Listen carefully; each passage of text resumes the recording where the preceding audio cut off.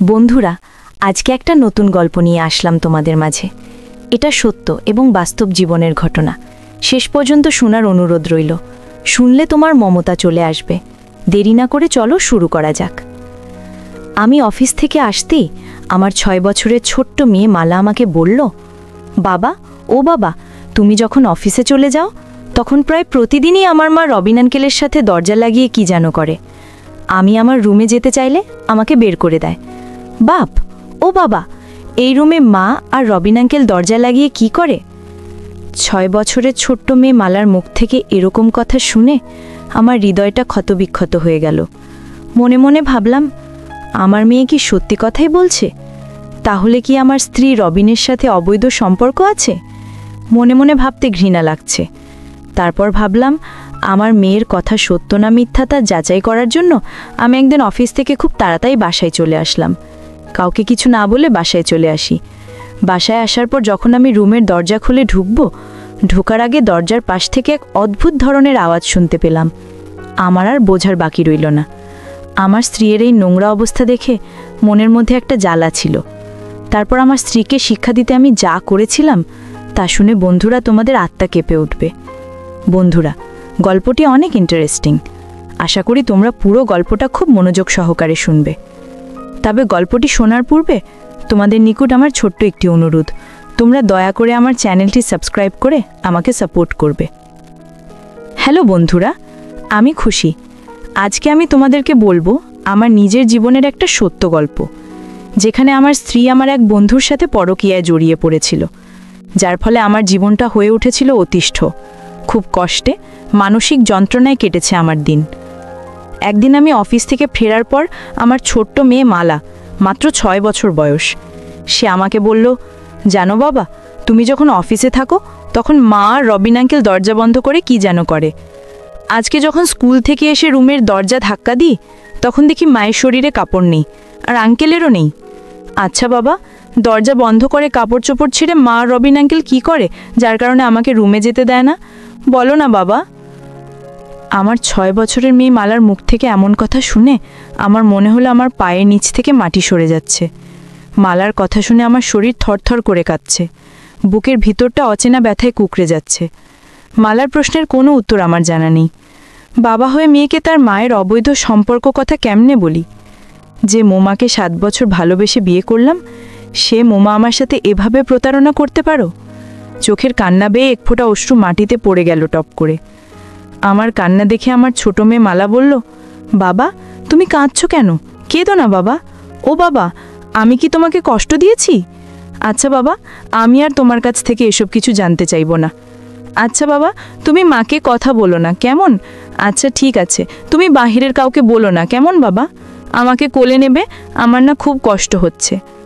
মালাকে কোলে নিতে দেখতে পেলাম 5 আঙুলের দাগ মালার গালে বসে আছে। মালার গালে চরের দাগ দেখে মনে হচ্ছে দাগটা আমার কলিজায় নাখা যাচ্ছে। মন চেয়েছে মোমাকে কেটে টুকরো টুকরো করে ফেলি। মালা কোলে জোরে আমার চোখের পানি মুছে দিয়ে আমাকে বলল, আমার লক্ষ্মী বাবা, আমাকে কখনো ছেড়ে যাবে না তো? আমি মালাকে জড়িয়ে ধরে নিয়ে বললাম, মারে মা, হারিয়ে মা পেয়েছি, তোকে ছেড়ে যাব কেমনে বাবা? মাকে বকা দিও না, মাকে তুমি ভালো বানিয়ে ফেলো। আমি তোমাকে যতটা ভালোবাসি মাকেও ততটাই ভালোবাসি, মাকে ছাড়া আমি বাঁচব না। আমি মেয়ের কথা শুনে মাথা নাড়িয়ে হ্যাঁসূচক জবাব দিলাম। এদিকে অসময়ে মোমা শাওয়ার নিয়ে বের হলেই আমি বললাম, এই সময় শাওয়ার নিলে? তখন মোমা উত্তরে বলল, আর বলো না, খুব গরম লাগছিল তাই শাওয়ার নিয়ে আসলাম। আমি বললাম, মানে কি, এই শীতের দিনেও তোমার গরম লাগে? মোমা কিছু বলল না, অপরাধীর মতো মাথা নিচু করে ফেলল। বুঝতে আর বাকি রইল না, এই মোমা আমার আগের মোমা নয়। রাতের বেলা শুয়ে আছি, মোমা মাথার চুল আঁচড়াচ্ছে। জানালা দিয়ে চাঁদের আলো ঠিক মোমার মুখটাতে এসে পড়ছে। খুব সুন্দর লাগছে মোমাকে, মনে হচ্ছে অষ্টাদশী কোনো যুবতী। তার চুলগুলো মেলে দিয়েছি। এত সুন্দর মানুষ হয় কিভাবে? হঠাৎ মালার কথাগুলো মনে পড়ে গেল। আমি মাথা ঘুরিয়ে শুয়ে পড়লাম। কিছুক্ষণ পর কারো হাতের ছোঁয়া পেলাম, কিন্তু এই ছোঁয়ায় আজ কোনো ভালোবাসা খুঁজে পাচ্ছি না। হাতটা সরিয়ে দিলাম। মোমা আবারও হাত দিল। আমি আবারও হাতটা সরিয়ে দিলাম। এবার মোমা আমাকে টান দিয়ে তার এখানে নিয়ে বলল, আমি কি বুড়ো হয়ে গেছি? আমাকে তোমার ভালো লাগে না? বারবার হাতটা সরিয়ে দিচ্ছে কেন? একটু নাও না, প্রথম দিন শক্ত করে ধরেছিলেন সেদিনের মতন। আমি মৌমা থেকে নিজেকে ছাড়িয়ে নিয়ে বললাম, মাথাটা কেমন যেন করছে, আমাকে একা থাকতে দাও। কি বলছো এসব? আগে বলবে তো।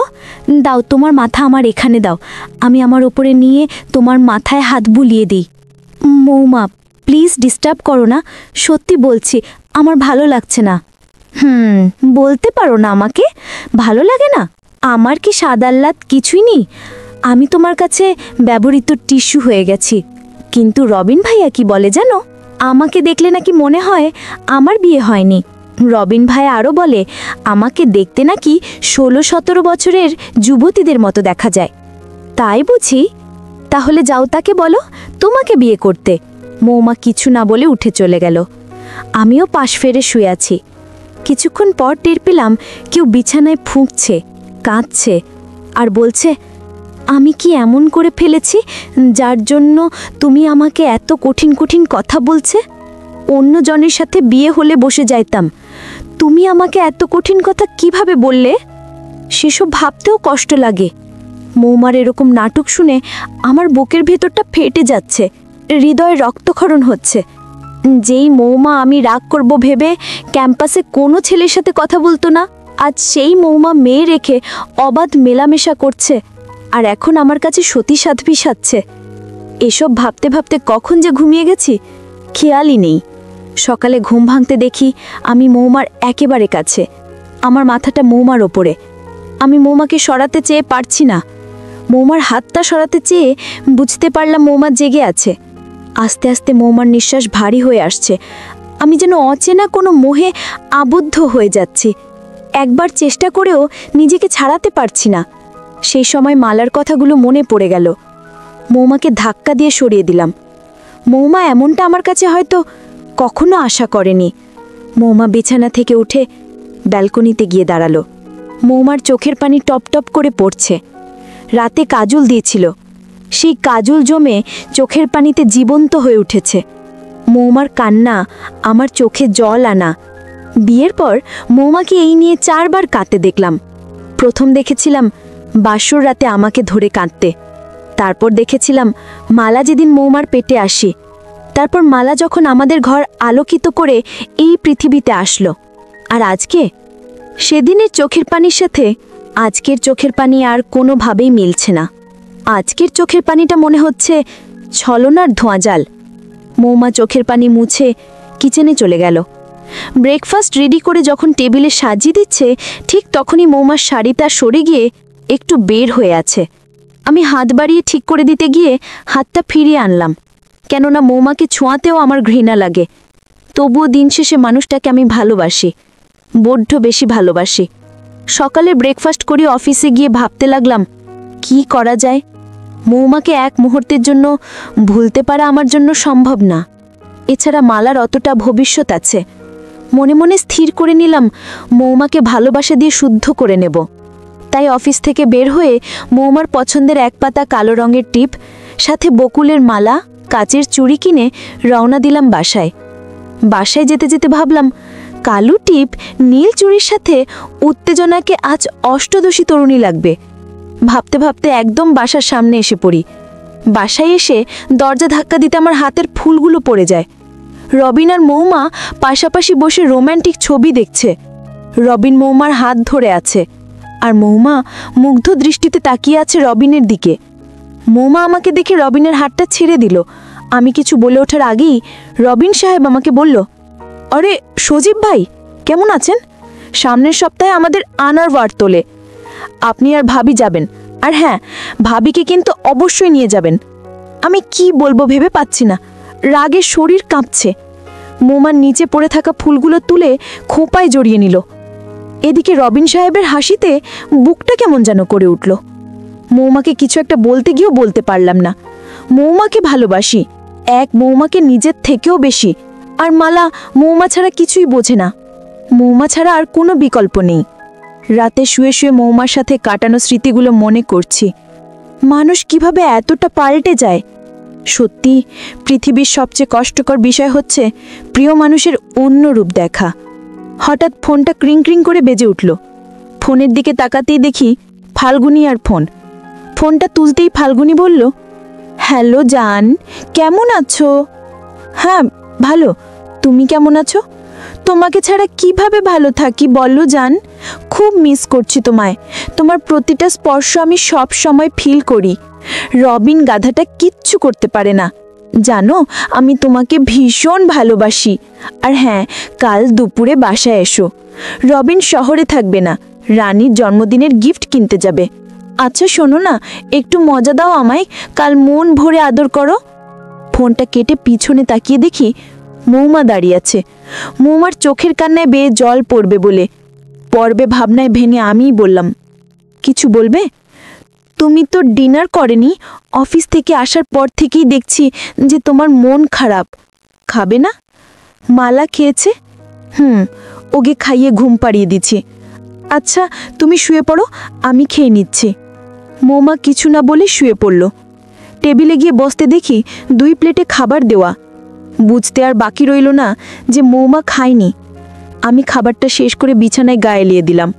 বিছানায় শোয়ার কিছুক্ষণ পর বুঝতে পারলাম মৌমা চাপা কান্না করছে। মন চাইছে মৌমার চোখের জলটা মুছে দিয়ে টেনে নিই, কিন্তু রবিন সাহেবের কথা মনে পড়তেই বুকটা দুমড়ে মুচড়ে মুখ গেল। সকালবেলা ঘুম ভাঙতেই দেখি মৌ আমার উপরে, একদম মাসুম বাচ্চার মতো লাগছে। মন চাইছে ভাঁজহীন কপালটাতে ভালোবাসার ছোঁয়া এঁকে দিই, কিন্তু না, পারলাম না। মালার কথাগুলো মনে হতেই কেমন যেন ঘৃণা এসে গেল। মৌকে আমার উপর থেকে সরিয়ে ফ্রেশ হয়ে অফিসে চলে গেলাম। দুপুরবেলায় আবারও ফাল্গুনির ফোন পেয়ে তাড়াহুড়ো করে তার বাসায় চলে যাই। বাসায় গিয়ে দেখি ফাল্গুনি রনিকে কোলে নিয়ে টিভি দেখছে। আমাকে দেখেই ফাল্গুনি রনিকে টিভি দেখতে বলে সে উঠে পড়ল। ফাল্গুনির ছেলে রনি তার মাকে বলল, মা তুমি কোথায় যাচ্ছ? চলো না আমরা একসাথে টম অ্যান্ড জেরি দেখি। আচ্ছা বাবা তুমি দেখো, আমি অন্য দিন দেখব। ফাল্গুনির রুমে গিয়ে বসতে ফাল্গুনির দরজাটা লাগিয়ে দিতে চাই। আমি না করলাম, কারণ আজ তরুণীর বাবা আসার ভয় নেই। ফাল্গুনি মৃদু হাসল। নীল রঙের শাড়িকে ফাল্গুনিকে অপূর্ব লাগছে। ফাল্গুনি আমার কাছে এসে বসল। ফাল্গুনি আমার ঠিক ততটাই কাছে এসে বসল যতটা কাছেরে আসলে নিঃশ্বাসের শব্দ শোনা যায়। তারপর ফাল্গুনিকে নিয়ে হারিয়ে গেলাম অন্য এক জগতে।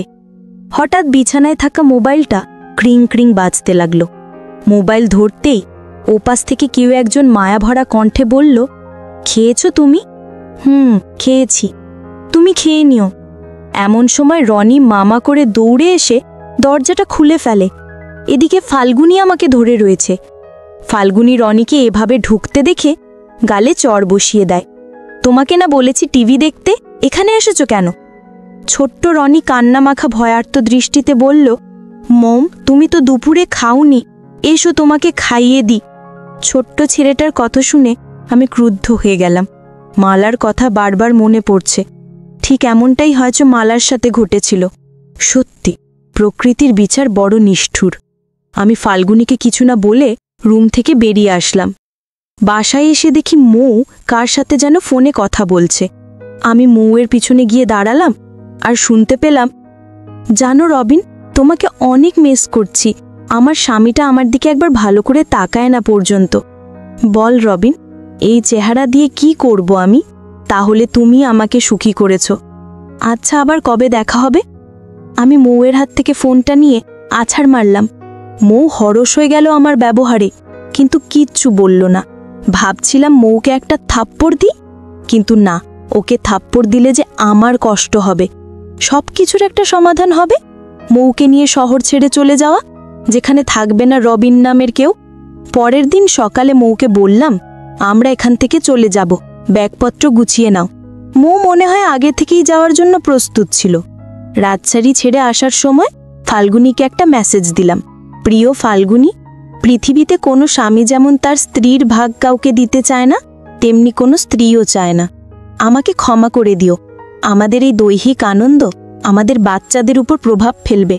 আমি তোমার জীবনে কি ছিলাম এটা ভুলে গিয়ে তোমার স্বামী সন্তানকে নিয়ে ভালো থেকো। আর হ্যাঁ, তোমার সন্তানটা সত্যি ঝিনুকে থাকা মুক্তোর মতন, তাকে খারাপ বানিও না। মেসেজ পাঠিয়ে সিমটা ফেলে দিলাম। শহর ছেড়ে এসেছি অনেক দিন হলো। মৌও সেই আগের মতোই হয়ে গেছে। আমি যেন তার পৃথিবী। সাথে আমিও নিজের কর্মের জন্য প্রতিনিয়ত সৃষ্টিকর্তার কাছে ক্ষমা চাই। সত্যি, শহর ছেড়ে আমি আমার ভালোবাসাকে খুঁজে পেয়েছি। মৌয়ের প্রতিটা নিঃশ্বাসে আমি থাকি প্রায়। হঠাৎ একদিন মৌ মাথা ঘুরে পড়ে যায়। হসপিটালে নিয়ে গেলে ডাক্তার কয়েকটা টেস্ট করাতে দেয়। টেস্টগুলো করানোর পর শুনি মৌয়ের ব্রেন টিউমার হয়েছে। পৃথিবীতে মাত্র কয়েকদিনের অতিথি সে। আমি কথাটা শুনে কি করব ভেবে পাচ্ছি না। অফিস থেকে 1 মাসের ছুটি নিলাম, মৌয়ের সাথে সবসময় থাকি। একদিন মৌ হঠাৎ করে অনেক অসুস্থ হয়ে পড়ল। আমাকে তার কাছে নিয়ে বসালো। সজীব, তোমার সাথে আমি থাকতে পারলাম না আর। মালা, আমার আলমারিতে রাখা নীল ডায়েরিটা নিয়ে আসতো। মালা আলমারি থেকে একটা ডায়েরি নিয়ে এসে মৌয়ের হাতে দিল। সজীব, ডায়েরিটা আমি চলে যাওয়ার পর খুলবে। অনেক অজানা কথা হয়তো তুমি জানতে পারবে। আমাকে একটু মায়ের সাথে জড়িয়ে নিবে। জানো, আজ আমি খুব সুখী। হয়তো তোমার বুকে আমি শেষ নিঃশ্বাস ত্যাগ করতে পারবো। তাই নাও না একটু বুকে। মৌকে বুকে নিলাম। মৌয়ের চোখের পানিতে শার্টটা ভিজে যাচ্ছে। মৌ তোতা পাখির মতো বলছেন, জানো সজীব, আজ আমি সত্যি অনেক ভাগ্যবতী। আমি হয়তো তোমার বুকে মাথা রেখে মরতে পারবো। এই, তুমি কাঁদছো কেন? এমন সৌভাগ্য কার জন হয়? সজীব, আমাকে শক্ত করে ধরো। আমার খুব ভয় লাগছে, আমার খুব কষ্ট হচ্ছে, চোখ বন্ধ হয়ে আসছে। তোমার কিচ্ছু হবে না, কোথাও যাবে না তুমি। কি হলো, কথা বলো। মু বলছো না কেন? এই, চুপ করে থাকবে? কি হলো, কথা বলো। এমন সময় ডাক্তার এসে কপালটা চেক করে বলল, সে আর ফিরবে না। ডাক্তারের কথা যেন কারই যাতে সে বিদায়। মালা বিছানায় গড়াগড়ি দিয়ে কাঁদতে লাগলো। মৌকে হারিয়ে আমি হতভাগ হয়ে গেলাম। 2 চোখে শুধু অন্ধকার দেখি। মনের ভিতরটা সর্বদাই হু হু করে কেঁদে ওঠে। মৌয়ের মৃত্যু আমার হৃদয় ক্ষতবিক্ষত করে দিয়েছিল। 1 বছর নয়, 2 বছর নয়, 7টি বছর প্রেম করে তারপর মৌকে ভালোবেসে বিয়ে করেছিলাম। মৌ আমার জীবনের সবচেয়ে প্রিয়, পছন্দের একটা মানুষ ছিল। তার মৃত্যুতে আমি সম্পূর্ণ রূপে ভেঙে পড়েছিলাম। তার শোক কাটিয়ে উঠতে আমার অনেক দিন সময় লেগেছিল। মৌয়ের কিতায় কতদিন পর মৌয়ের দেওয়া নীল ডায়েরিটা বের করে পড়তে লাগলাম।